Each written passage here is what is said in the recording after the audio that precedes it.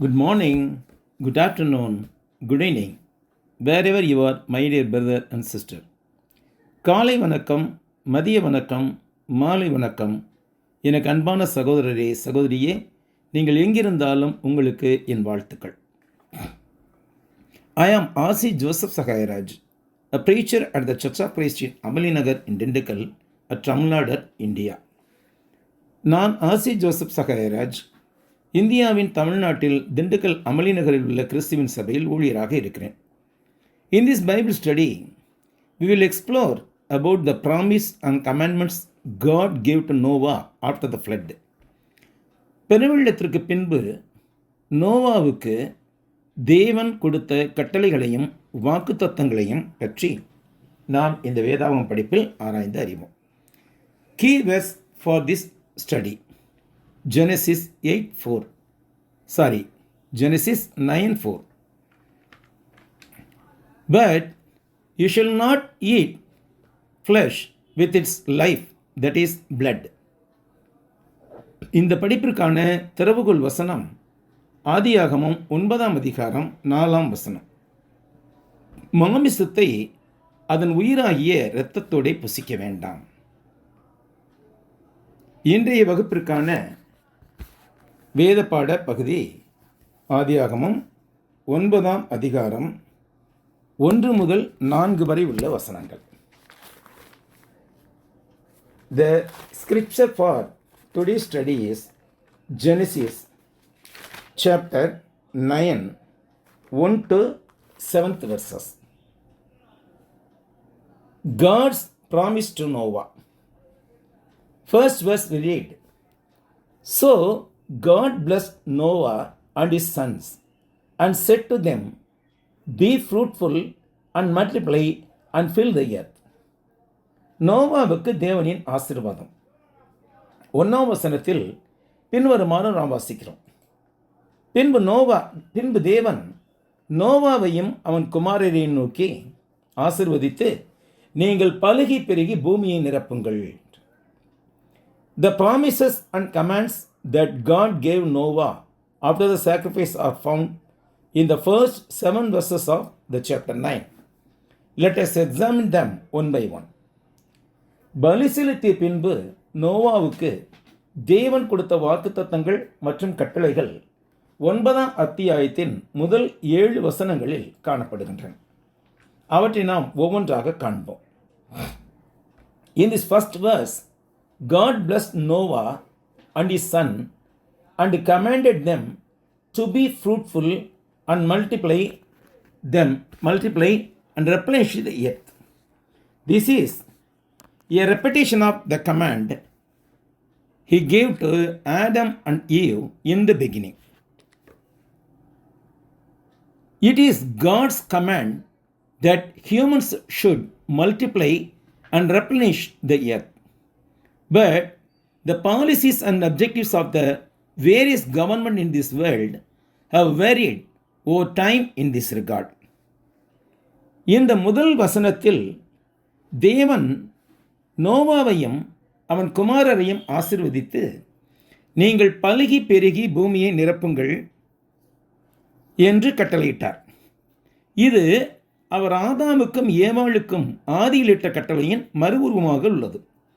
மனிதர்கள் பழுகி பெருக வேண்டும் என்பது தேவ கட்டளையாக உள்ளது. ஆனால் இவ்வுலகின் அரசாங்கங்களின் கொள்கைகளும் நோக்கங்களும் இந்த விஷயத்தில் காலத்திற்கேற்ப மாறுபடுகின்றன. In India, the family planning program was implemented in 1966. At that time, 15 or more children were being born to a family in India. It was gradually reduced and people came to the mindset that one child is enough, not even two. One child is enough. But nowadays, a woman giving birth to even to that one child is questionable. இந்திய நாட்டை பொறுத்தமட்டில் 1966ஆம் ஆண்டில் குடும்ப கட்டுப்பாடு திட்டம் நடைமுறைக்கு கொண்டு வரப்பட்டது. அப்போது ஒரு குடும்பத்திற்கு 15 அல்லது அதற்கு மேற்பட்ட குழந்தைகள் பிறந்து கொண்டிருந்தன. அது படிப்படியாக குறைக்கப்பட்டு 2 அல்லது 1 குழந்தை போதும் என்ற மனநிலைக்கு மக்கள் வந்தனர். ஆனால் தற்காலத்தில் ஒரு பெண் 1 குழந்தையை பெறுதல் என்பது கூட கேள்விக்குறியாக உள்ளது. Despite of the factors for this plan is against God. I can strongly say this plan is against God. It has now ended in a huge failure. The reason is that the government, which has shown the idea among the people that one child is enough, is unable to properly fulfill its plan for even their benefit. When any government acts against the will of God, it becomes a government that is unable to properly fulfill its duty. India is an excellent example of this inability. இதற்கு பல காரணிகள் இருந்த போதிலும் தேவனுக்கு எதிரான இந்த திட்டம் தற்போது பெருத்த தோல்வியில் தான் முடிந்துள்ளது. காரணம், மக்களிடம் 1 குழந்தை போதும் என்ற எண்ணத்தை விதைத்த அரசாங்கம் அவர்களின் நன்மைக்கான திட்டங்களை சரிவர நிறைவேற்ற இயலாத நிலையில் உள்ளது.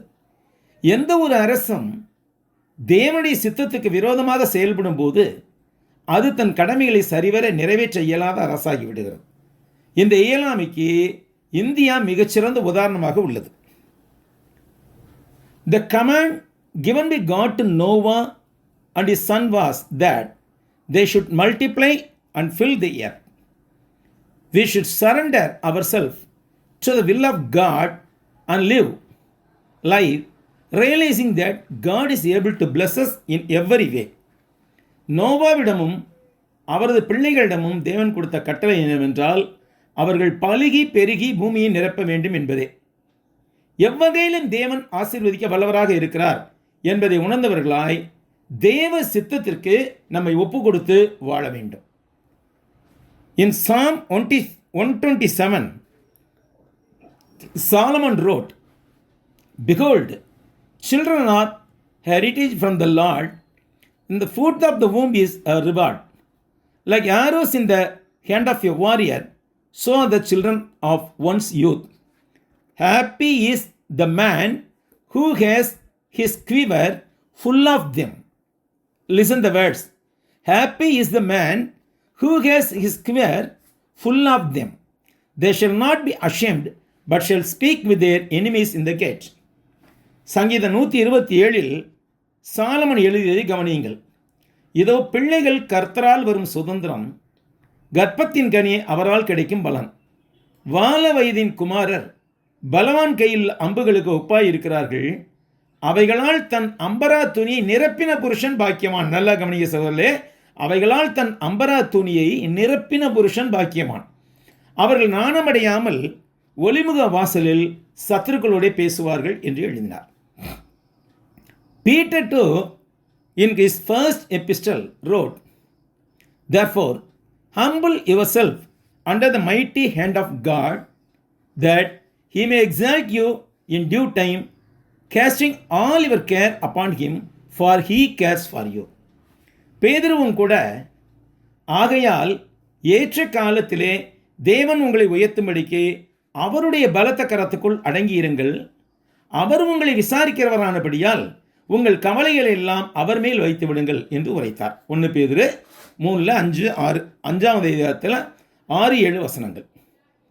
Every child in this world is conceived in the womb of its mother only through the combination of human effort and the will of God. If we feel that we do not want more children, then we should control our emotions accordingly. Killing a child after it is conceived is a sin against God. Abortion is a great sin. God has always wanted the human race to multiply in this world. Yesterday, today, and forever, the Lord's will is the same. The human beings should be multiply and fill the earth always. மனித முயற்சியோடு தேவ சித்தமும் இணைந்துதான் இவ்வுலகில் ஒவ்வொரு குழந்தையும் தன் தாய் வீட்டில் கருத்தரிக்கிறது. ஒருவேளை நாம் அதிக குழந்தைகள் வேண்டாம் என்று நினைத்தால் அதற்கேற்றவாறு நம் உணர்வுகளை கட்டுப்படுத்திக் கொள்ள வேண்டும். குழந்தை உருவான பின் அதை கொல்லுவது என்பது தேவனுக்கு எதிரான பாவமாகும். கருச்சிதைவு மிகப்பெரிய பாவமாக இருக்கிறது. தேவன் இவ்வுலகில் மனித இனம் பழி பெறுவதையே அன்றும் இன்றும் என்றும் விரும்புகிறார். Next we come to the third verse. And the fear of you and the dread of you shall be on every beast of the earth, on every bird of the earth, on all that move on the earth, and all the fish of the sea. They are given into your hand. உங்களை பற்றிய பயமும் அச்சமும் பூமியில் உள்ள சகல மிருகங்களுக்கும் ஆகாயத்துள்ள சகல பறவைகளுக்கும் உண்டாயிருக்கும். பூமியிலே நடமாடுகிற யாவும் சமுத்திரத்தின் மச்சங்கள் யாவும் உங்களுக்கு கையளிக்கப்பட்டன.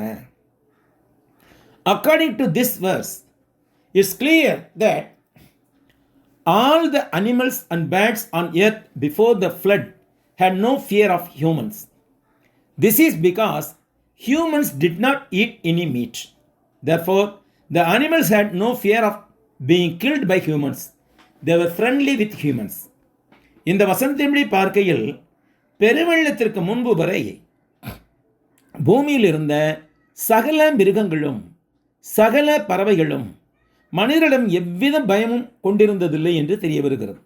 காரணம், மனிதர்கள் மாமிசம் எதையும் உண்ணவில்லை. எனவே அவர்கள் கொன்று விடுவார்களோ என்ற அச்சம் மிருகங்களிடம் இல்லை. அதனால் அவைகள் மனிதர்களிடம் நட்புறவாகவே பழகியிருந்தன. மேலும் also during the 378 days that Noah had his family were in the ark, no animal or bird was afraid of Noah's family. Moreover, the animals and birds were not afraid of each other because all the animals and birds were herbivores. They were eating only plant food. பேழைக்குள் இருந்த 378 நாட்களிலும் நோவா மற்றும் அவர் குடும்பத்தினரை பார்த்து எந்த மிருகமும் எந்த பறவையும் பயப்படவில்லை. மேலும் மிருகங்களும் பறவைகளும் ஒன்றுக்கொன்று கூட அச்சமில்லாத நிலையில் இருந்தன. ஏனெனில் மிருகங்களும் பறவைகள் யாவும் கூட தாவர உண்ணிகளாகவே இருந்தன. But when Noah and his family, the animals and the birds came out of the ark, God put the fear and dread of humans on all the animals and on all the birds. He also handed over to humans everything that moves on the earth, and even the fish of the sea. And he gave humans something in the next verse that caused all the animals to fear humans. ஆனால் பேழையை விட்டு நோவாவும் அவரது குடும்பமும் மிருகங்களும் பறவைகளும் வெளியே வந்தபோது தேவன் மனிதனை பற்றிய பயத்தையும் அச்சத்தையும் எல்லா மிருகங்களுக்கும் எல்லா பறவைகளுக்கும் கொடுத்தார். மேலும் பூமியில் நடமாடுகிற யாவற்றையும் சமுத்திரத்தின் மீன்கள் யாவற்றையும் கூட அவர் மனிதனிடம் கையளித்தார். மேலும் அவர் அடுத்த வசனத்தில் கொடுத்த ஒரு விஷயமும் எல்லா மிருகங்களும் மனிதரை பார்த்து பயந்து ஓடுவதற்கான காரணமாயிற்று. அது என்னவென்று பார்ப்போம். அடுத்த வசனம், next verse number 3. For every moving things that live shall be food for you. I have given you all the things, even as the green herbs. மூன்றாம் வசனத்தில் இவ்வாறு வாசிக்கிறோம். நடமாடுகிற ஜீவ ஜந்துக்கள் யாவும் உங்களுக்கு ஆகாரமாய் இருப்பதாக பசும் பூண்டுகளை உங்களுக்கு தந்தது போல அவைகள் எல்லாவற்றையும் உங்களுக்கு தந்தேன். When God created humans in the beginning, He commanded them to eat only plants. But it was not until 10 generations later, in the time of Noah, that God told humans that they could kill and eat other living things. That's why animals and birds are afraid of humans. ஆதியிலே மனிதரை படைத்த போது தேவன் அவர்களுக்கு தாவர உணவையே கட்டளையிட்டிருந்தார். ஆனால் 10 தலைமுறைகளுக்கு பின்பு நோவாவின் காலத்தில் தான் பிற உயிர்களை கொன்று உண்ணலாம் என்று மனிதர்களிடத்தில் தேவன் கூறினார். எனவே தான் மிருகங்களும் பறவைகளும் மனிதர்களிடத்தில் பயம் கொள்கின்றன. In Genesis 1:29, We read, and God said, see, I have given you every herb that yields seeds, which is on the face of all the earth, and every tree whose fruit yields seed, to you it shall be for food.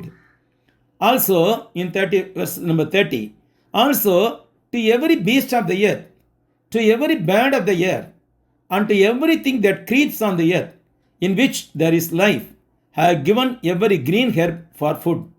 And it was so. ஆதியாகமம் 1:26, 27 வசனங்களிலே நாம் இவ்வாறு 29, 30 வசனங்களிலே நாம் இவ்வாறு வாசிக்கிறோம். பின்னும் தேவன், இதோ பூமியின் மேல் எங்கும் விதை தரும் சகல வித பூண்டுகளையும் விதை தரும் கனி மரங்களாகிய சகல வித விருட்சங்களையும் உங்களுக்கு கொடுத்தேன், அவைகள் உங்களுக்கு ஆகாரமாய் இருக்க கடவுது. பூமியில் உள்ள சகல மிருக ஜீவன்களுக்கும் ஆகாயத்தில் உள்ள சகல பறவைகளுக்கும் பூமியின் மேல் ஊறும் சகல பிராணிகள் எல்லாவற்றிற்கும் பசுமையான சகல பூண்டுகளையும் ஆகாரமாக கொடுத்தேன் என்றார். அது அப்படியே ஆயிற்று. From the time of Adam and Eve until the time of Noah, humans ate only plant food as God commanded. It was only after the great flood that human begins to eat meat. Many kinds of animals also began to kill each other and eat. ஆதாம் ஏவாள் தொடங்கி நோவாவின் காலம் வரை தேவ கட்டளைப்படி மனிதர்கள் தாவர உணவுகளை மாத்திரம் உண்டு வந்தார்கள். பெருவெள்ளத்திற்கு பின்புதான் மனிதர்கள் மாமிசம் உண்ண தொடங்கினார்கள். பல வகையான மிருகங்களும் கூட பெருவெள்ளத்துக்கு பின்புதான் பிற மிருகங்களை கொன்று உண்ணத் தொடங்கின. Verse 4, but you shall not eat flesh with its life, that is blood. 4ஆம் வசனம் சொல்லுகிறது, மாமிசத்தை அதன் உயிராகிய இரத்தத்தோட புசிக்க வேண்டாம். However, God set a rule for humans to kill and eat other animals. That is what we see in this verse. You must not eat flesh with its life, that is its blood. ஆனாலும் தேவன் மனிதர்களுக்கு மற்ற மிருகங்களை கொன்று புசிப்பதில் ஒரு விதியை நியமித்தார். அதைத்தான் இவ்வசனத்தில் காண்கிறோம். மாமிசத்தை அதன் உயிராகிய இரத்தத்தோட புசிக்க வேண்டாம். Scientist William Harvey discovered the circulatory system in 1620 year. AD 1620.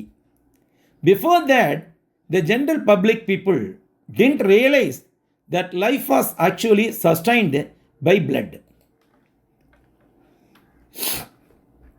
Blood carries nutrients to all parts of the body and carries away its waste. But the spiritual nature of this truth is even more important.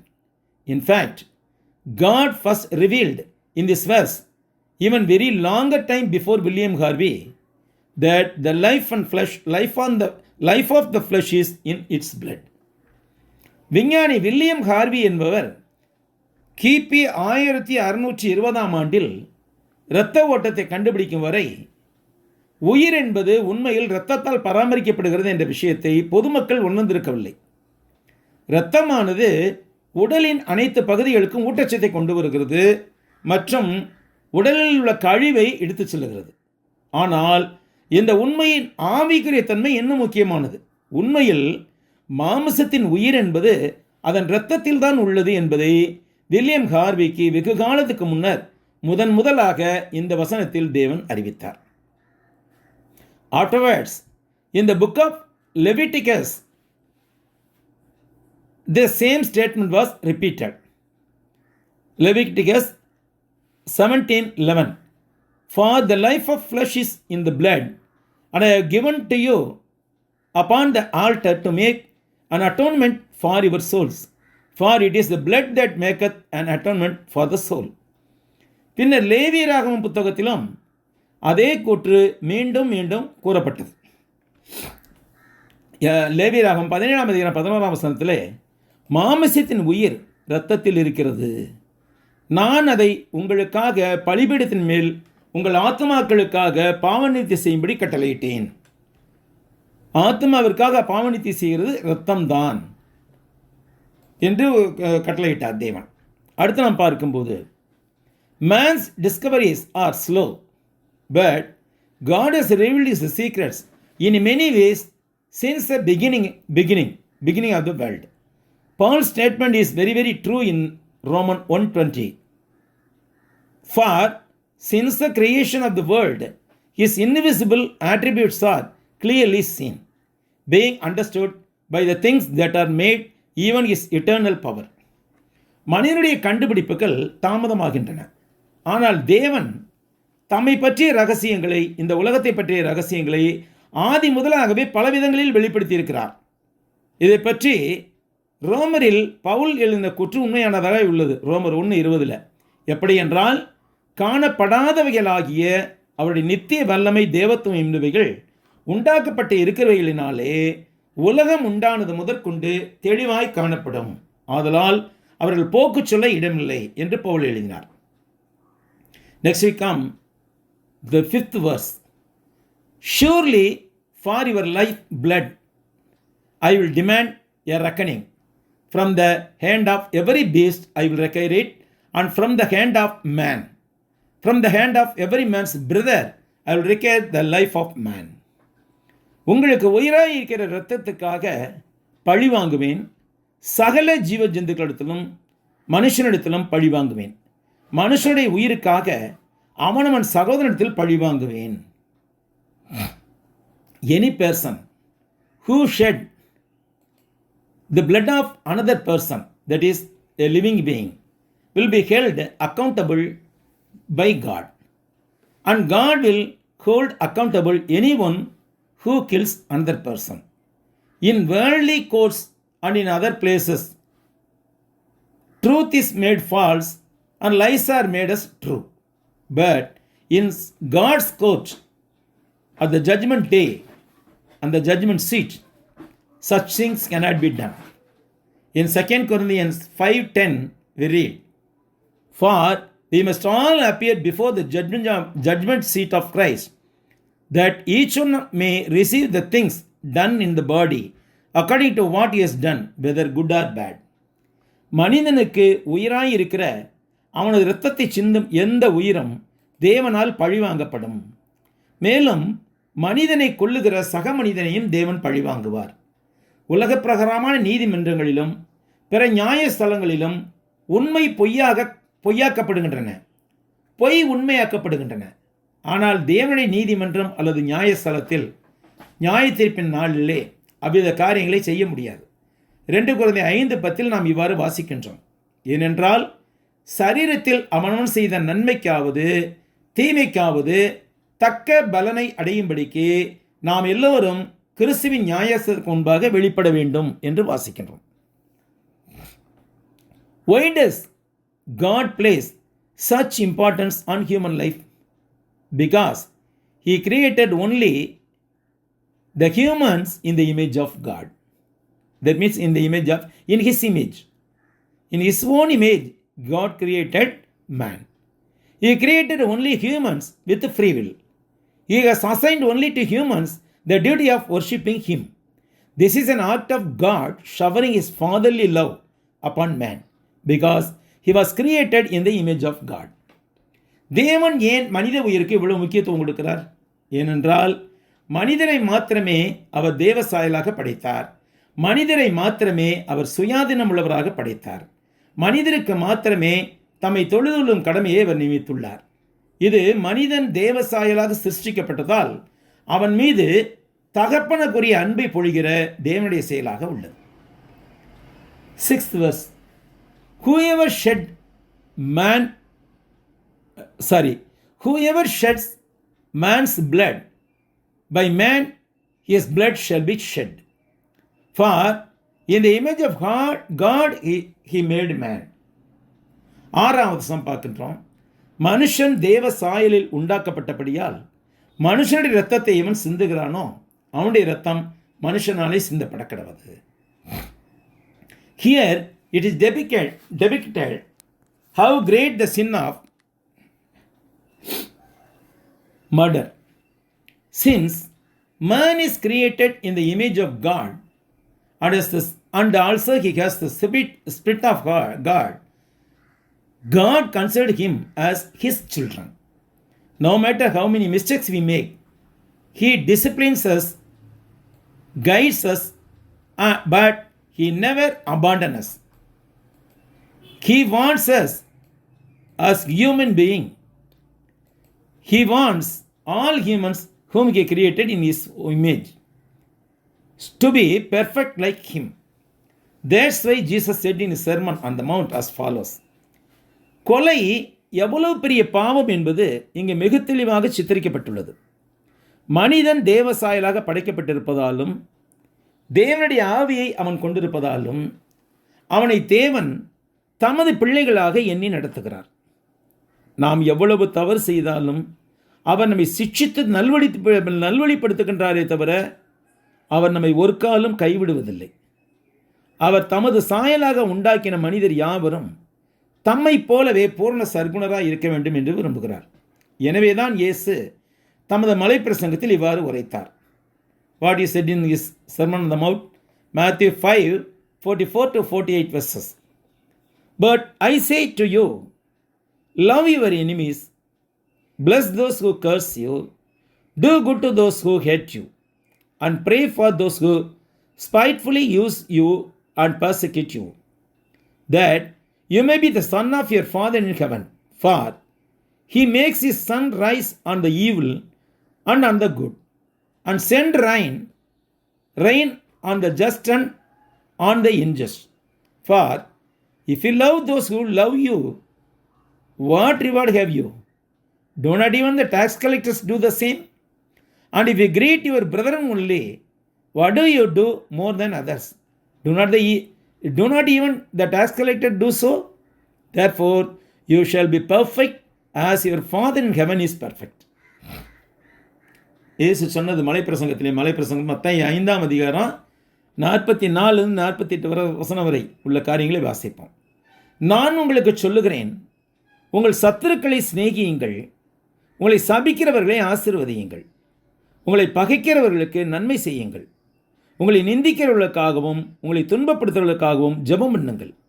இப்படி செய்வதனால் நீங்கள் பரலோகத்தில் இருக்கிற உங்கள் பரமபிதாவுக்கு புத்திரராய் இருப்பீர்கள்.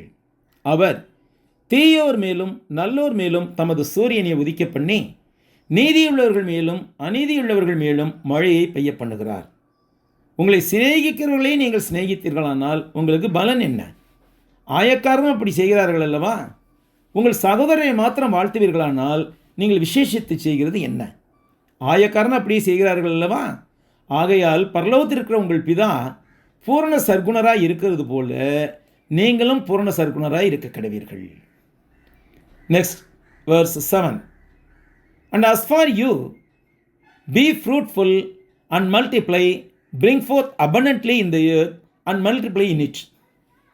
நீங்கள் 7ஆம் வசனம், நீங்கள் பலுகி பெருகி பூமியிலே திரளாய் வர்த்தித்து விருத்தியாகுங்கள் என்றார். This is the second time in this chapter and the third time since the beginning that God uses the word multiply to refer to humans. So we can see how important to God is that humans must multiply on this earth. இது இந்த அத்தியாயத்தில் 2வது முறையாகவும் தொடக்கத்திலிருந்து பார்க்கும்போது 3வது முறையாகவும் தேவன் மனிதத்தில் பலுகி பெருகி என்ற வார்த்தையை பயன்படுத்துகிறார் என்பது தெரிகிறது. எனவே மனிதர்கள் இந்த பூமியில் பலுகி பெறுவதற்கு தேவனை எவ்வளவு முக்கியத்துவம் தருகின்றார் என்று நம்மால் உணர முடிகிறது. This is a commandment given by God out of love for humans. At the same time, we should also remember another verse here, Malachi 2:15. But did he not make them one, having a remnant of the spirit? And why one? He seeks godly offspring. Therefore, take heed in your spirit, and let none deal treacherously with the wife of his youth. இது மனிதர்கள் மீது தேவன் கொண்டுள்ள அன்பால் கூறிய கட்டளையாகும். அதே வேளையில் நாம் இன்னொரு வசனத்தையும் இங்கு நினைவு கூற வேண்டும். மல்கியா 2:15. அவர் ஒருவனை அல்லவா படைத்தார், ஆவி அவரிடத்தில் பரிபூர்ணமாய் இருந்ததே, பின்ன ஏன் ஒருவனை படைத்தார்? தேவ பக்தியுள்ள சந்ததியை பெரும்படிதானே. ஆகையால் ஒருவனும் தன் இளவயதின் மனைவிக்கு துரோகம் பண்ணாதபடிக்கு உங்கள் ஆவியை குறித்து எச்சரிக்கையாயிருங்கள். நாம் பெற்று வளர்க்கிற பிள்ளைகள் தேவபக்தியுள்ளவர்களாய் இருத்தல் தேவனுடைய பார்வையில் உன்னதமான விஷயமாக கருதப்படுகிறது. With this, we conclude our Bible study for this week. The day before yesterday, that means the Wednesday, 24th September 25, the awareness meeting for the preachers of Vellore district on Bible correspondence course held in the village named Vettuvanam of the Vellore district. And the seminar for the BCC students of Vettuvanam area also we conducted in the evening. They were held very well by the grace of God. We thank you for your prayers especially. Please continue to pray. I am praying for all of you too. Thank you. If the Lord's will, we will meet here again next week at the same time. இத்துடன் நாம் இந்த வாரத்திற்குரிய வேதாம் படிப்பை நிறைவு செய்கிறோம். நேற்று முன்தினம், அதாவது 24 September 25 புதன்கிழமை, வெட்டுவானம் என்ற கிராமத்தில் நடைபெற்ற அஞ்சல் வழி வேதாம கல்வி பற்றி ஊழியர்களுக்கான விழிப்புணர்வு கூட்டமும், அன்று மாலை வெட்டுவானம் பகுதியில் உள்ள அஞ்சல் வழி கல்வி பயிலும் மாணவர்களுக்கான கருத்தரங்கம் தேவனுடைய கிருபையால் மிகச் சிறப்பாக நடைபெற்றது. உங்கள் ஜெபங்களுக்கு எங்கள் நன்றி. தொடர்ந்து ஜெபியுங்கள். உங்கள் அனைவருக்காகவும் நானும் ஜெபிக்கிறேன். நன்றி. கர்த்தருக்கு சித்தமானால் மீண்டும் அடுத்த வாரம் இதே வேளையிலே இங்கே நாம் சந்திப்போம். நன்றி சகோதரர்களே, நன்றி சகோதரிகளே.